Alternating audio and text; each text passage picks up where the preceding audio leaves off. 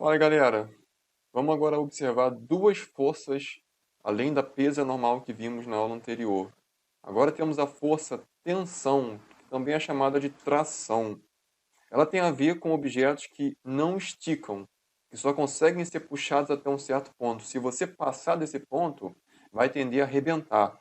Tá? Então isso tem a ver com, por exemplo, fio, barbante, corda, cabo, qualquer coisa que tenha esse tipo de formato e materiais que não vão tender a ser esticados ou até comprimidos, dependendo do contexto. Então veja aqui que o garotinho, nessa primeira animação, ele está puxando um cabo, aquele famoso cabo de guerra, né? Ele está ali competindo e tal, está puxando. Você vê que ele puxa, puxa, puxa o cabo, mas o cabo ele não estica e ele também não arrebenta. Então é um cabo que ele não é elástico.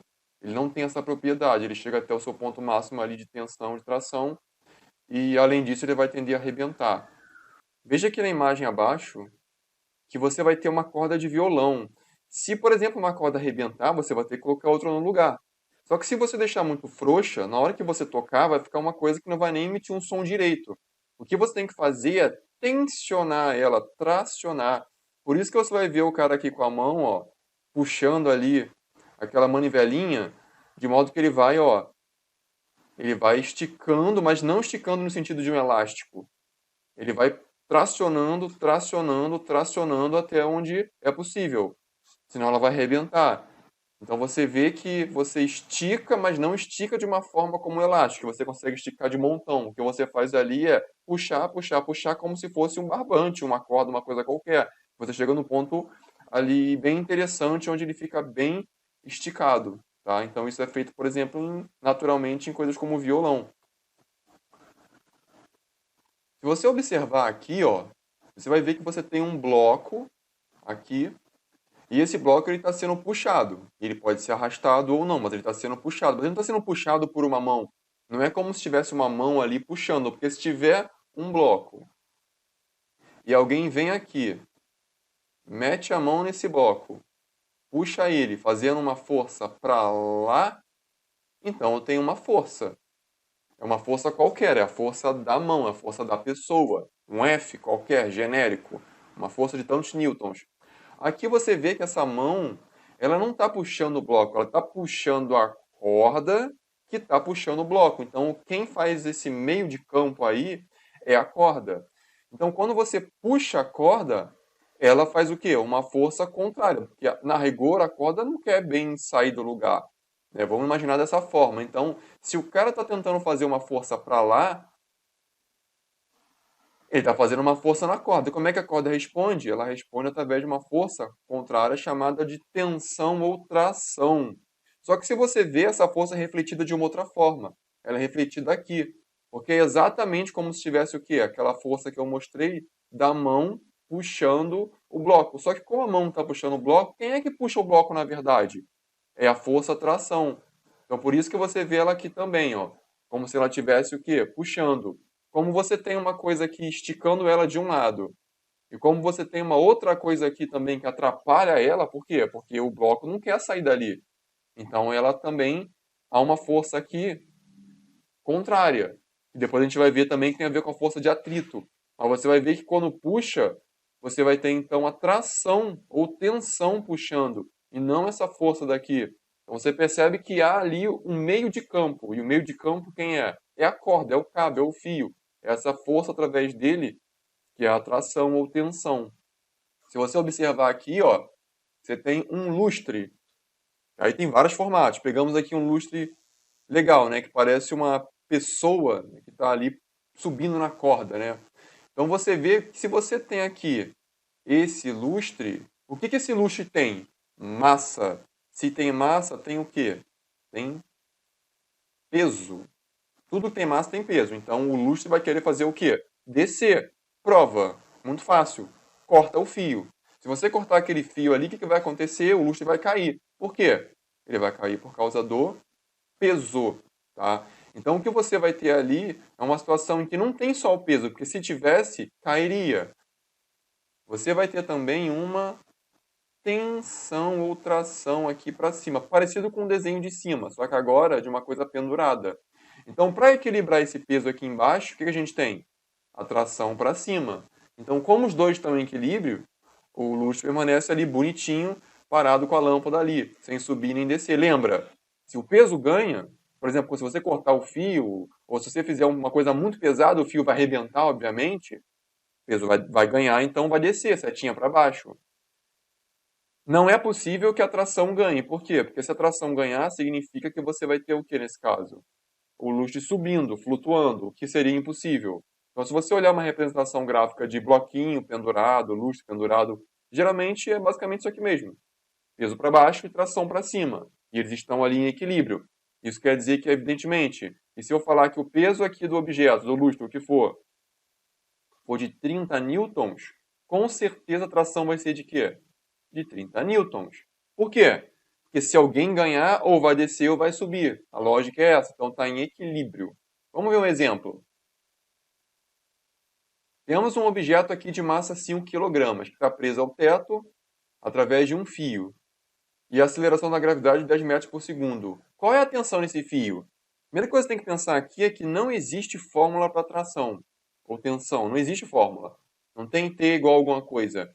Você vai achar ela através do contexto, através de uma força, através de outra coisa. Por exemplo, a gente sabe que nesse bloquinho aqui que está pendurado, você tem o peso. Se tivesse só o peso, cairia. Por que não cai? Porque existe um cabo, um fio. Isso quer dizer que para cima temos a força chamada de tensão ou tração. Perfeito? Elas estão em equilíbrio. E é isso que interessa. Porque se eu achar o peso, eu acho quem? A tração. Por exemplo, como é que você acha o peso? Peso é igual a massa vezes gravidade, m vezes g. Isso quer dizer que o peso é igual a 5 kg vezes a aceleração da gravidade de 10 metros por segundo ao quadrado. Isso quer dizer que o peso vai ser de 50 newtons. Então, com certeza, esse peso tem 50 newtons. Só que se tivesse só ele, cairia. Não cai. Isso porque a tração é igual ao peso. Se a tração é igual ao peso, quer dizer que a tração também vale o quê? 50 newtons. Então, nesse tipo de questão e tal, se você achar o peso, você acha a tração. Que o objeto está pendurado e você só tem essas duas forças, elas estão em equilíbrio. Força elástica. A força elástica ela é diferente porque tem a ver com objetos elásticos, objetos que podem ser esticados e até comprimidos, dependendo do formato. Então, por exemplo, você vai ter aqui uma mola, e uma mola é um bom exemplo de objeto que é elástico. E ele pode ser tanto o quê? Um objeto comprimido, ou seja, empurrado, como pode ser um objeto que é esticado, puxado. Veja que a mãozinha aqui nessa animação, ela vai fazer o quê? Ela vai puxar, ó. Ele puxa para lá. Quando ele puxa para lá, você pode ter certeza que essa caixinha não vai gostar. O que ela vai fazer? Ela vai fazer uma força para lá. E essa força é a força que a gente chama de elástica, Fel, que também é uma força do tipo restauradora. Então, ela é uma força que a gente chama também de restauradora. Esse tipo de força, ela quer voltar para o seu lugar de origem. Onde que é o local de origem, a posição natural desse bloquinho? É exatamente aqui em Ó. O bloquinho tem que ficar em Ó. Quando você soltar a mola ali com o bloquinho, eles vão ficar em Ó.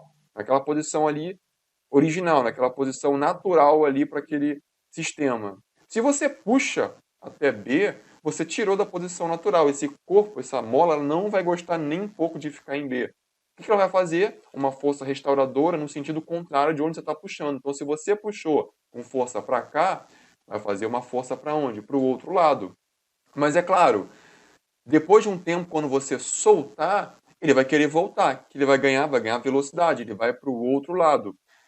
Se for ali para a esquerda, o que você vai ter? Vai chegar um momento que o bloquinho vai estar aqui, ó, e quando estiver aqui, ele vai para o outro lado. Então ele vai ficar numa posição assim, você puxou, vai largar. Ele vai fazer isso e depois ele vai voltar para a sua posição natural. Não volta de imediato, é um comportamento da mola. Todo mundo que já mexeu, brincou com uma mola, sabe que ela fica tendendo a fazer isso, né? Esse movimento de compressão e descompressão até chegar numa posição de equilíbrio paradinha. Então, se você olhar aqui de outra forma, ó, veja que aqui nessa figura de baixo, estamos exatamente aqui, ó, na posição de equilíbrio. Legal.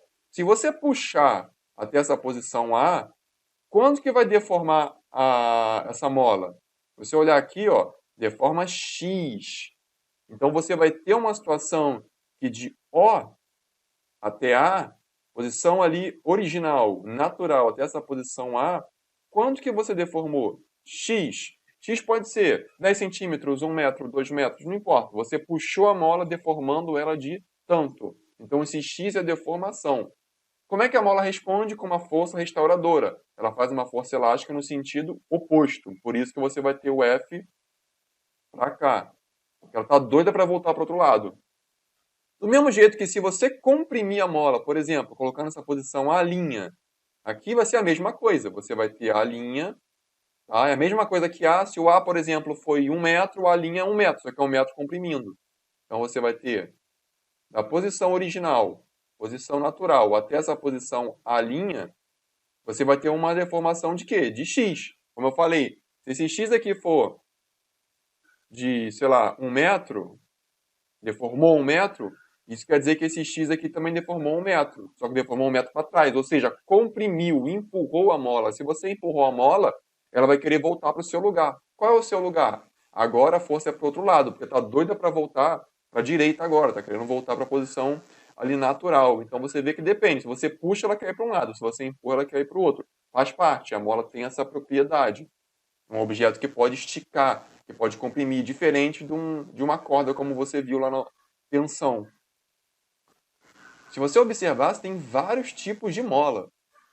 Olha como essa mola é fininha, deve ser muito fácil de você empurrar ou puxar ela, né? Agora, olha as outras molas, ela tem formato aqui diferente, essa também tem um formato diferente, essa pode ter um material diferente, essa tem um formato muito diferente, né? Ela parece um conezinho ali. Essa aqui é bem grande, bem comprida, bem grossa, então é uma mola que provavelmente pode ser mais difícil de você puxar e empurrar. O que diferencia uma mola da outra? Pode ser o formato, pode ser a grossura, pode ser o material, pode ser o comprimento. Então, tudo isso vai fazer uma mola ser mais difícil ou mais fácil de você comprimir ou de você puxar. Quem representa isso é esse casinho aqui, que é a constante elástica da mola. Então, você vai ter aqui uma constante elástica da mola. Isso vai depender da mola, de tudo que eu falei, da grossura, do material, do comprimento, depende muito da coisa ali. Então você vai ter que isso aqui é um valor. E quanto maior ele for esse K, essa constante elástica da mola, mais difícil vai ser você de puxar essa mola. Então, por exemplo, essa mola daqui de baixo, provavelmente ela tem uma constante elástica K que é maior do que essa aqui de cima, que você viu. Porque ela é muito fina. Então é provável que ela seja mais fácil de você esticar. Logo, a força elástica que ela vai fazer vai ser diferente. Se você pegar a mola de baixo e puxar, vai ser duro. Porque provavelmente ela vai ter muita força restauradora ali, força elástica querendo te puxar. Já a de cima você pode segurar ela com o dedinho assim, sem nenhuma dificuldade. Então o que caracteriza isso? É o K, é a constante elástica da mola. E o X você já viu. O X é a deformação. É a deformação da mola. É o quanto que você esticou ou comprimiu ela. Essas duas coisas, então, vão te dar a força elástica. Então, se você souber que mola é essa, qual é a constante elástica dessa mola, quanto que essa mola foi deformada, pode ser comprimida ou esticada, você vai ter, multiplicando os dois, a força elástica. Então, não é nada de outro mundo. Veja aqui no exemplo qual é a força elástica, Fel, de uma mola que foi esticada. Ó, 2 metros, ela foi esticada, então quer dizer que o x dela é de 2 metros, de sua posição natural e possui constante elástica de 100 newtons por metro. Então, ó, conta simples. Força elástica é igual a K vezes x. Isso quer dizer que a força elástica é igual à constante elástica, que é 100, vezes a deformação, que foi de 2. Logo, quer dizer que a constante elástica sendo 100 e a deformação 2, ao multiplicar, você vai ter o quê? 200 como uma força em Newton. Então, isso quer dizer que, se você olhar a constante elástica, o que ela está dizendo aqui para você? Que a cada metro, você tem que ter 100 newtons para conseguir esticar a mola. Então, se eu quero esticar a mola 1 metro, eu faço 100 newtons. Se eu quiser esticar 2 metros, eu faço 200 newtons. Se eu quiser esticar 3 metros, eu faço 300 newtons. Como na questão, queria esticar 2 metros, Não é surpresa que sejam quantos aqui de força elástica? 200 newtons, tá? Então por hoje é isso, um abraço.